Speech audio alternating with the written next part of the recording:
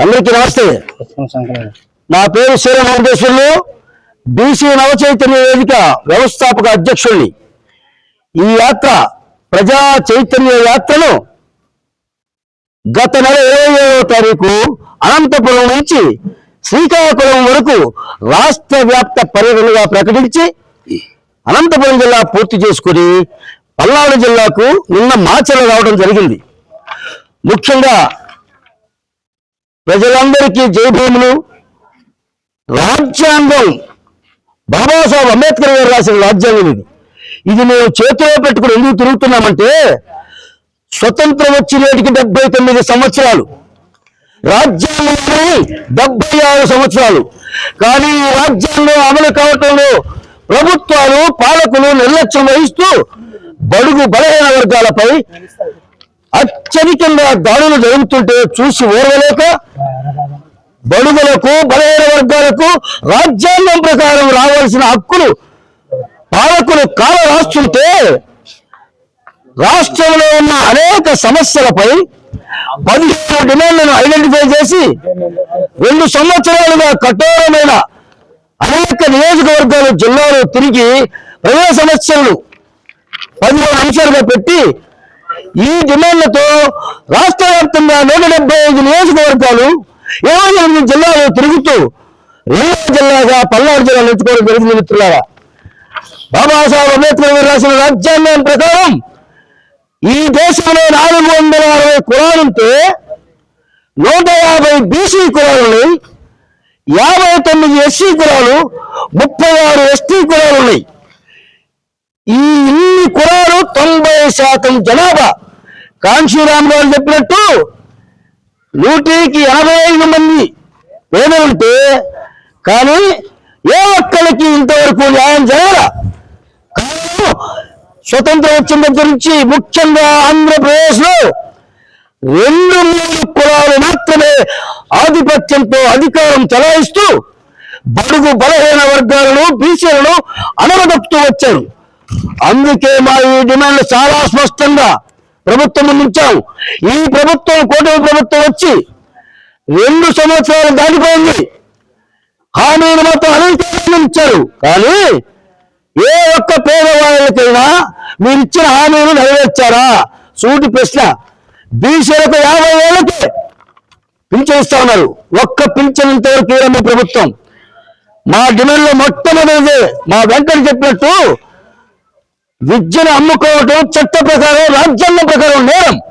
అందుకే మొట్టమొదటి డిమాండ్ పెట్టాం. ఈ రాష్ట్రంలో విద్య వైద్యం ఉచితంగా అందించాలి. మీ వల్ల కాకపోతే 3వ రాజకీయ ప్రత్యామ్నాయంగా 2029లో అనేక ప్రజా సంఘాలు కో సంఘాలు రాజకీయ పార్టీలను కలుపుకొని 3వ రాజకీయ ప్రత్యామ్నాయం ఏర్పాటు చేసి మేము అమలు చేసి చూపిస్తామని ఈ ప్రభుత్వానికి ఛాలెంజ్ ఇస్తున్నాం. 2 డిమాండ్లు కులగణన చేస్తామని ఎప్పుడో 2011లో చేసిన కులగణన ఇంతవరకు బయటపెట్ల, జనగణన మాత్రమే పెట్టారు. 1821లో జరిగిన కులగణన ప్రకారమే ఇంతవరకు మనకు కులగణన లేదు. అందుకే కులగణన చేయాలి. బీసీలకు ఎవరెంతో వారికంతా, మేమెంతో మాకంతా, మీరెంతో మీకంతా. చట్టసభలలో బీసీలకు ప్రాతినిధ్యం ఉండాలి.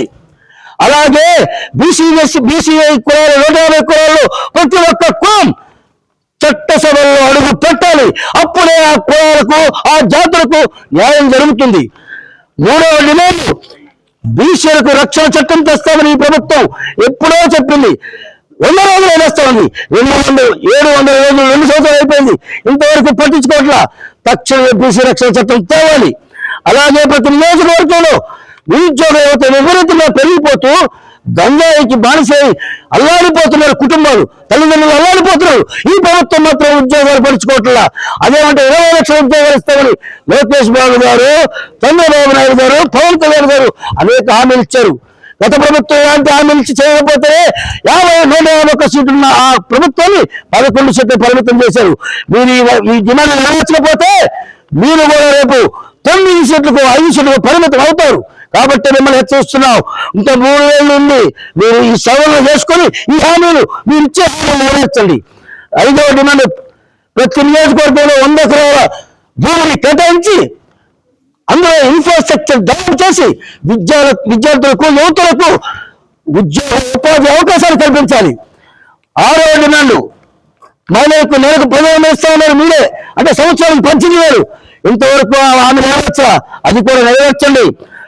ఈ రాష్ట్రంలో ఉన్న పోలవరంతో సహా అనేక ప్రాజెక్టులు ఉన్నాయి. వెలిగొండ, ఉత్తరాంధ్ర సుజల వంచి, గాలేరు నగరి, అందినేవ, ఇలాంటి ప్రాజెక్టులు మొత్తం పూర్తి చేసి ఈ రాష్ట్రంలో పంటలు పండే విధంగా ప్రతి ఎకరాకు నీళ్ళు అందేలాగా మీరు చేయండి. మీరు చేయలేకపోతే ఎలా చేయాలో మేము చేసి చూపిస్తాం. అలాగే కౌలు రైతులను కూడా గుర్తించాలి. ప్రతి పంటకు గిట్టుబాటు ధర కల్పించి ప్రభుత్వం కొనుగోలు చేయాలి. అది కూడా ఈ ప్రభుత్వం డిమాండ్ చేస్తున్నాం. అలాగే 2029 నాటికి రాజధాని పైన గత 10 సంవత్సరాలు దాటిపోయింది. ఇది 12 సంవత్సరాలు ఇప్పుడు రాష్ట్రం వెళ్ళిపోయి ఇంతవరకు రాజధాని అందరూ ముందుకెళ్తే అసలు ఎరుకొస్తున్నట్టుగా ఉంది తప్ప రాజధాని కూడా ఈ 2029 సంవత్సరంలో చంద్రబాబు గారి నాయకత్వంలో రాజధాని పూర్తి చేయకపోతే ఈసారి మీకు ప్రజలు మిమ్మల్ని నమ్మరు. కాబట్టి రాజధాని కూడా పూర్తి చేయాలి. యువతకు 20 లక్షల ఉద్యోగాలు ఇవ్వాలి. చేనేతలకు, చేతి వృత్తుల వారికి కూడా 25,000 రూపాయలు చేనేతకు ఇస్తామని హామీ ఇచ్చారు మీరు. గత ఆగస్టులో చేనేత దినోత్సవం రోజు ఇంతవరకు 2 ఏళ్ళు అవుతుంది అమలు చేయాల. చేతి వృత్తుల వాళ్ళు పనులను ధ్వంసం చేశారు. కుల వృత్తులు నాశనం అయిపోయాయి. ఆఖరికి మంగళ షాపులో లేకపోతే మా దళిత సోదరులు చెప్పులు కొన్న షాపులు మొత్తం మీరే ఆక్రమించుకొని మమ్మల్ని కూలీలు చేశారు.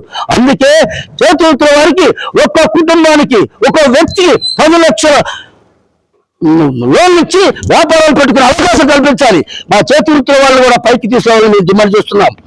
అలాగే ప్రభుత్వ ఉద్యోగులకు కూడా సిపిఎస్ రద్దు చేయాలి, ఓపీఎస్ అమలుపరచాలి. అలాగే 30% మధ్యంతర భృతి కూడా కల్పించాలి. ఉద్యోగులకు రాజకీయ ఒత్తిళ్లు తగ్గించాలి. 12వ పిఆర్సీ అమలు చేయాలి. ఈ ఉద్యోగుల డిమాండ్. అలాగే బీసీ, ఎస్సీ, ఎస్టీ, ముస్లిం మైనారిటీలపై అనేక దాడులు జరుగుతున్నాయి. గత ప్రభుత్వం ఏదైనా దాడులు వేస్తే ఆ ప్రభుత్వాన్ని పక్కన పెట్టారు. కానీ మీ ప్రభుత్వం వచ్చిన తర్వాత ప్రతి జిల్లాలో దళితులపై దాడులు, మహిళలపై దాడులు, అత్యాచారాలు. నిన్న దాకా మొన్న కూడా విజయవాడ నడుబొడ్డులో ఒక యువకుడిని పోలీసులే చంపేసి, అంటే లాకప్ చేసి చంపేశారు. ఇది ఎక్కడ ఈ రాష్ట్రంలో శాంతి భద్రతలను కాపాడుతామని చెప్పి కదా కూడా ప్రభుత్వం అది అధికారంలోకి వచ్చింది. కానీ మీరు మాట నిలబెట్టుకోకుండా ఇలాగే జరిగితే రేపు మీకు కూడా, ఈ ప్రభుత్వానికి కూడా సంకర నియమాలు పట్టాల్సి వస్తుందని హెచ్చరిస్తున్నాం. లాస్ట్ది బీసీలకు చట్టసభలో అవకాశాలు కల్పించండి. లేదంటే మీ ప్రభుత్వం, ఇప్పుడు ఈ ప్రభుత్వమే బీసీలకు ప్రత్యేక మంత్రిత్వ శాఖ ఏర్పాటు చేయాలి. బీసీల కోసం ప్రత్యేక నిధులు ఏర్పాటు చేయాలి. ఈ ఎన్ని హామీలను నెరవేర్చమని ఈ 15 డిమాండ్లతో రాష్ట్ర వ్యాప్తంగా పర్యటన చేస్తూ ప్రతి ఎంఆర్ఓ గారికి, ఆర్డీఓ గారికి, కలెక్టర్ గారికి అర్జీలు ఇస్తూ ఆఖరిగా ముఖ్యమంత్రి గారిని కూడా కలుస్తాం, గవర్నర్ గారిని కూడా కలుస్తాం. ఈ హామీలను నెరవేర్చాలని మేము అందరినీ కోరుకుంటూ ఈ యొక్క రాచేపల్లి మండలానికి రాగానే మా దళిత బహుజన సోదరులందరూ అనేక మంది మాకు స్వాగతం పలికినందుకు వారందరికీ పేరు పేరున ధన్యవాదాలు, కృతజ్ఞతలు తెలియజేస్తూ మేము బహుజనవాదులం, బహుజనులకు రాజ్యాధికారం రావాలి, బీసీ ముఖ్యమంత్రి అయి తీరుతారని కూడా ఈ సందర్భంగా శపథం చేస్తూ ఈ అవకాశం ఇచ్చే పెద్దలందరికీ కూడా నా యొక్క నమస్కారాలతో జై పూలే, జై భీమ్. Thank you.